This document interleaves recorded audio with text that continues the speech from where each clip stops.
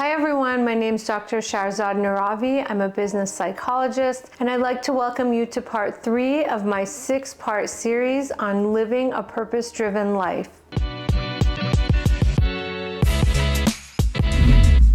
Today I'm going to talk about Ikigai, the Japanese way of life. Iki means alive or life, and gai means benefit or worth.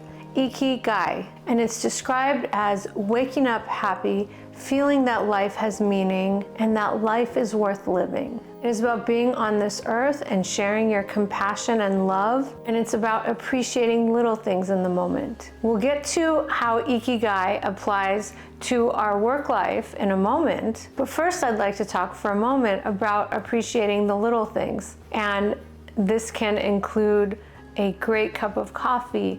This can include a conversation with your family member. This could include petting your cat, dog, bird, and really enjoying that moment. I often work with my clients on mindfulness and how to be centered in the moment, how to be in the flow. Having Ikigai is about tapping into that joy and freedom in the moment. Here are 3 ways using the concept of Ikigai to find joy in work and in life. In the area of work, Ikigai is an intersection of 4 areas.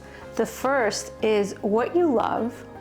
The second is what you're good at, and you could be good at something and not love it. You could love something and not be good at it. The third is what the world needs. And the fourth is what people are willing to pay for. And so when it comes to your career, if you can find something that you love, you're good at, the world needs, and people are willing to pay for, that is Ikigai. That is you using your natural energy to do work that you love and work that is needed. Now, you may not always have everything you want in your job, and that's fine. And so it's so important to find other things that you can do outside of work that benefit you, that make life worth living. So here are 3 ways to find joy and tap into your Ikigai. Number 1, pay attention to the world around you.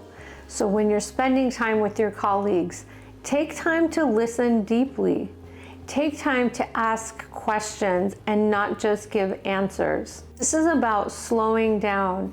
This is about noticing the world around you, whether you are in your car, whether you are walking in your neighborhood, whether you are at work. When you're spending time with your family and friends, try to limit your time with your technology. And of course, we all do it and it's normal, but it is something special to give someone your undivided attention and to get that from someone. I recently saw a documentary series on Netflix entitled Live to 100. And it's about how there are regions on Earth called the Blue Zone where there tend to be a higher rate than normal of centurions, people who live to 100 or higher. And of the regions that they described, Okinawa, Japan was one of them. And in the documentary, they're showing Japanese who are in their 90s and they're quite active and they're gardening and they have community and they talk about living in their Ikigai, and they talk about, I don't quit working, I'm still working, and they are contributing to their community, they're sharing what they made in their garden, they're cooking together, they're spending time together.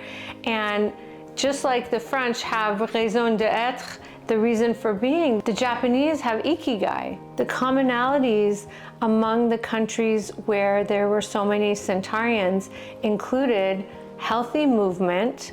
They included a healthy diet of mainly plant-based food and legumes, and if there was meat, it's a lot of fish. It included connection and spending time with family. And when the Japanese bring all of these together, they are able to thrive and live in their Ikigai.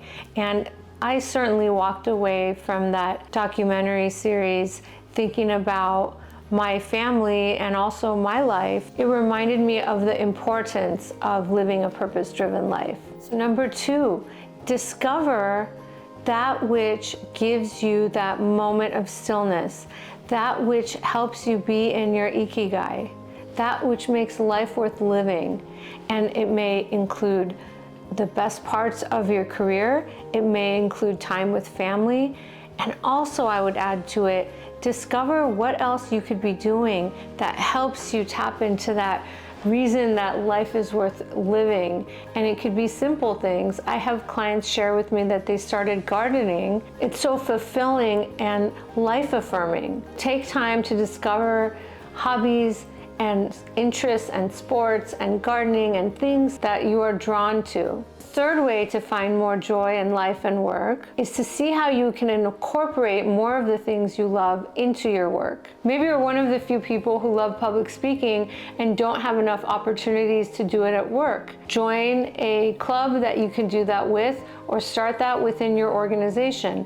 Maybe you actually don't like doing that, but want to work on it. Find out a way that you can incorporate that and make it something that you become more comfortable with. It may not become your reason for living, but it could be something that brings you a skill set that you're not fearful of using. The 3 ways to find more joy in work and in life include: pay attention to the world around you, discover and explore things that you enjoy, incorporate more of the things you're good at into your career. Here's to you living a purpose-driven life at work and at home.